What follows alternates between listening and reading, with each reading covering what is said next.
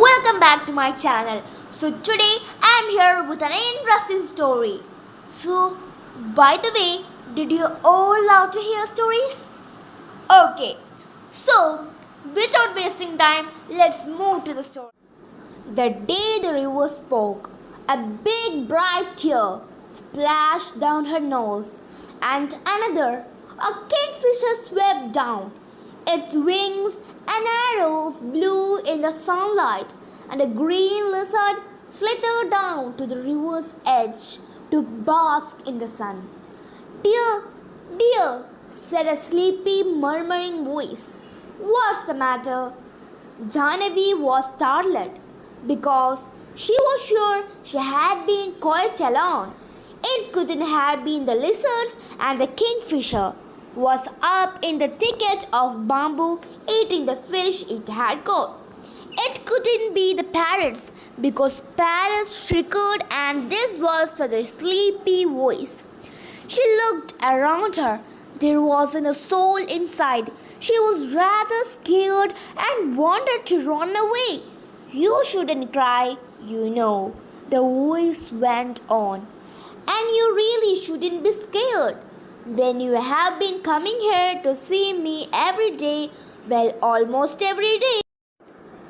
She was puzzled. It was such a voice like the river. It couldn't be the river. Well, tell me all about it, said the river.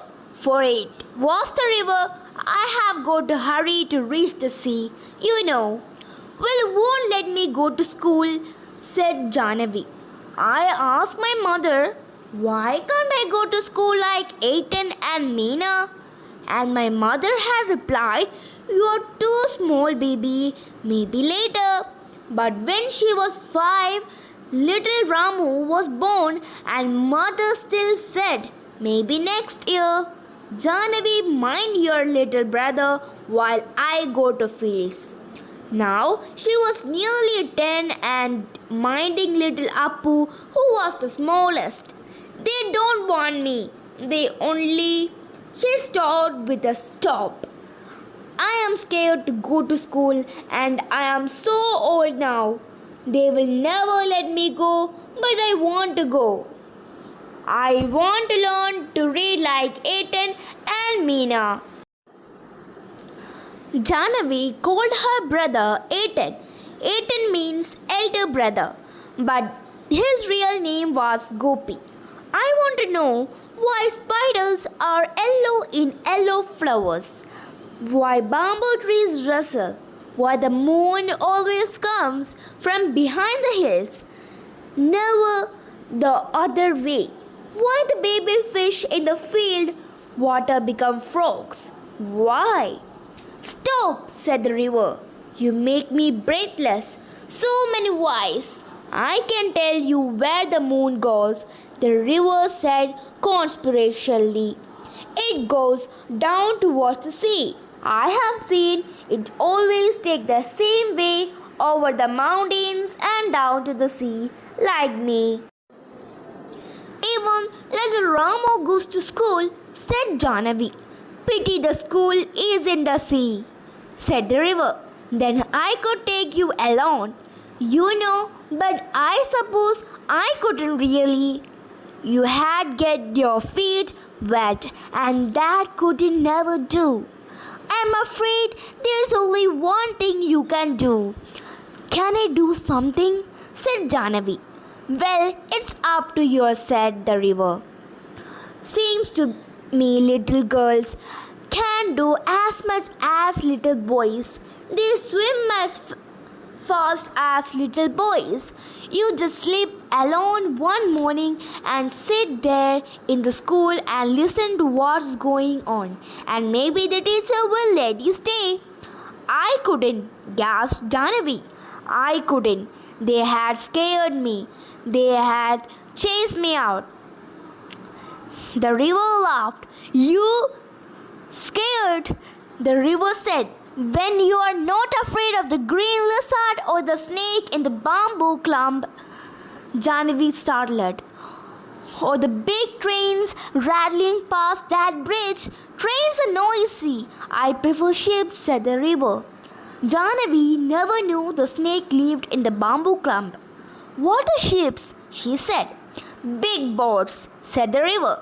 So big that they can make hundreds of people and they sail along the sea with lights that shine all night. Jahnavi held her breath. Will they come here? She said. I'm afraid not, said the river. Too large, you know. Chandu's catamaran is good enough for me. Chandu can take you to see a ship someday. They had never let me, wailed Jahnavi. Try going to school first, said the river. Remember, it's up to you. Jahnavi gathered courage. The next day, she reached school, panting and out of breath, and stood by the door listening while the teacher read out the lesson. It was a story about a prince called Ashoka who became a great king. Little Appu had fallen asleep on her shoulder. She crept nearer and nearer till she was in the back row. Squatting with the others on the earthen floor, little Appu made no noise and she listened. Where did you spring from, little girl? Said the teacher. And what's your name? You're new in my class. She is Gopi's sister. Gopi is in the next class, said one of the boys. It's Jahnavi, said another. So you're Gopi's little sister. Nice lad, Gopi.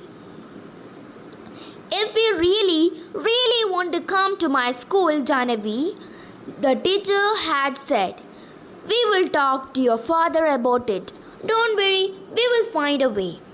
Jahnavi saw the teacher walking up the steps to their gate. The next evening, when she was lighting the lamp, she could see her father scratching his cheeks the way he did when he was worried, and the teacher was nodding and saying something she couldn't make out. And mother said, Little Jahnavi, I shall miss you when you go to school. Girls should learn as much as they want. When I was your age, I wanted to go to school, but your grandmother said no. But now I am glad the teacher came to talk to your father.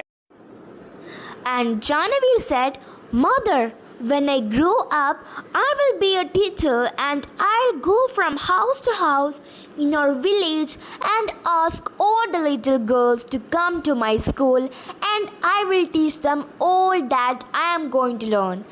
And she went down to the path between the fields the next morning before school began to meet the river. I did it.